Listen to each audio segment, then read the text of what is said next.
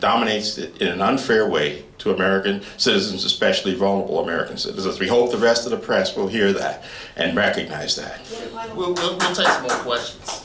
Just a couple more. Sure. Yes, Henry Dale Home. Hey, Henry. I'm concerned about security. Homeland security. Now, my question is relative to economic security. Is this not an economic security issue? If so, should Homeland Security deal with that? It is, and that's what we're saying. We're saying if we're going to give amnesty, everyone up in Washington, D.C. wants to rush for amnesty. Oh, let's bring all these people out of the dark. But you got 9 million people who've left the 90 million people who've left the workforce in the last 4 years. Okay, where's economic security in that?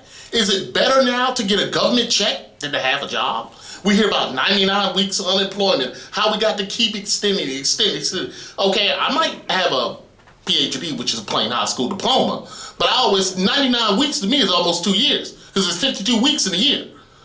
Okay, so what I'm trying to say is, I agree with you. This is about economics. This is about economics. And then we're told by the president who reads from his wonderful speech from his teleprompter, oh, we need more teachers, scientists, math. Okay, that's what I'm talking about when people who overstay their student and their working visas. What about young black students who go to college, who struggle through public school, who struggle through college, obtain that degree in math, science, want to be teachers, all this other stuff? What do? They have to move back home.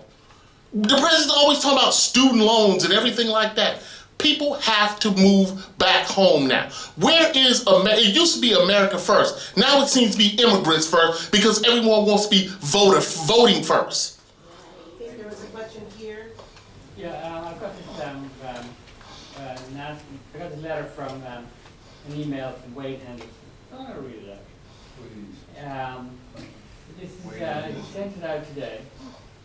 Actual civil rights leaders view immigration reform as a defined civil and human rights issue of our time. The expressions expressed in today's press conference are not shared by most African American civil rights leaders, members of the Congressional Black Caucus, or any other significant constituents in the African American community. African Americans are certainly not monolithic in their thinking on this or any other issue, but we know the nation's immigration system is broken, status quo does not serve our economic and long-term interests. So, and then he says, divisive and baseless rhetoric has no place in a serious national conversation about immigration reform. So do tell, why are there no leaders from established black communities protesting against the this decision? We talk about Mr. Judd and Okay, please. the Urban League and the various groups. Where are they? And I'd also like to ask Frank to respond to this. That's why we're here, because we are imploring and urging the Congressional Black Caucus to stand up and represent the interests of African Americans in their communities. Historically, when you look at African American leaders on this issue, many have understood the impact that bringing in large numbers of newly arrived people to work for lower wages has a devastating consequence on the African American community. You can look at leaders such as Barbara Jordan, who stood up on this issue and chaired the U.S. Commission on Civil Rights that studied this issue for 11 years. And at the end, a bipartisan commission came to the determination that it has devastating consequences on low-wage workers and on the African American community, who are predominantly low-wage workers. You can look at people like W.E.B. Du Bois, who understood this issue, Booker T. Washington, who understood this issue, Coretta Scott King, who understood this issue. I don't know where Wade Henderson has been, but if you look at the black leaders over history, they have all understood this issue and the devastating consequences that it has on the black community.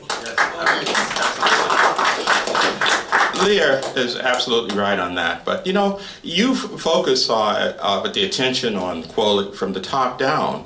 What we're talking about is from the bottom up. You talk to the African American people, and there are always concerns that are raised about this that don't get necessarily reflected up with elite leadership. The elite leadership is not simply the same as the black grassroots.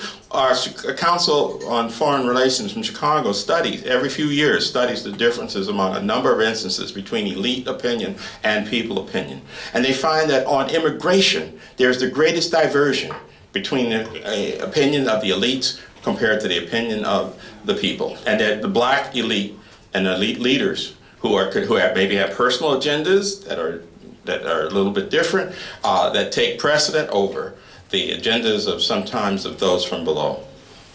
I'd like to.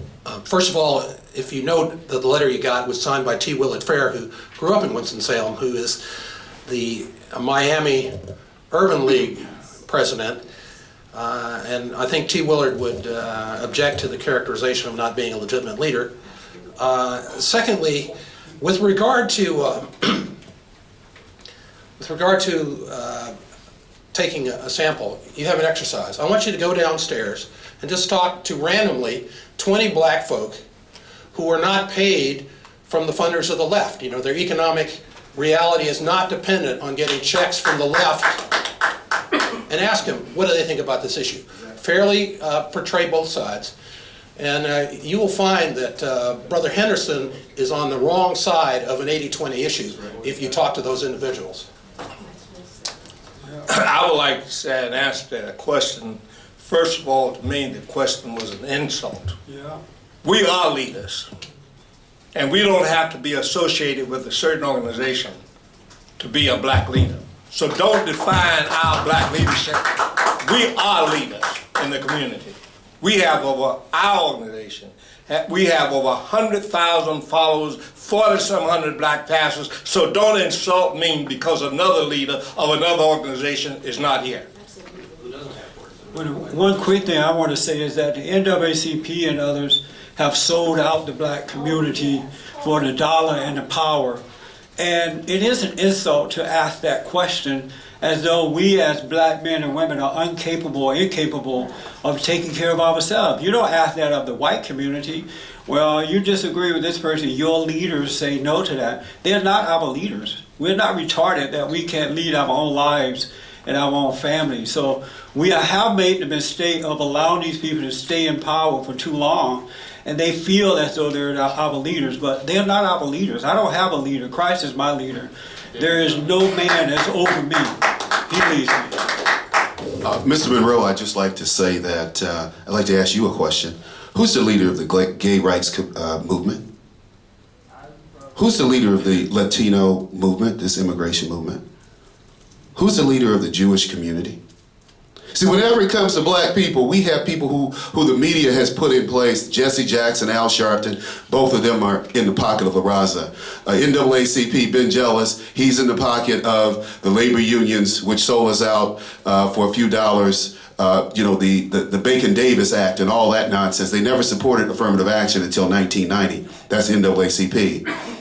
They never supported the Philadelphia Plan. You know, we have some serious issues here to deal with, and no one really wants to focus on the fact that black America has a new Jim Crow, and it's called economic disenfranchisement. Thank you very much. And one last thing I'll say about that. A political Judas will say anything in Washington, D.C. And that's how I'm going to sum up those quote-unquote black leaders. They're 30 pieces of silver. And at the end of the day, they betrayed our community just like Judas betrayed Jesus. Thank you. Thanks, Stacey.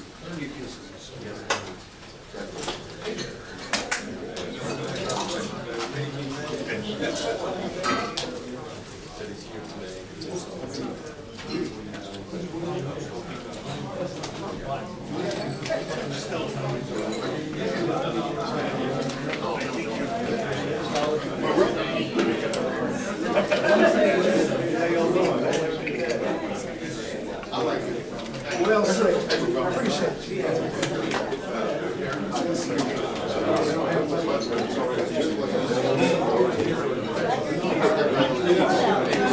Don't worry, don't go anywhere.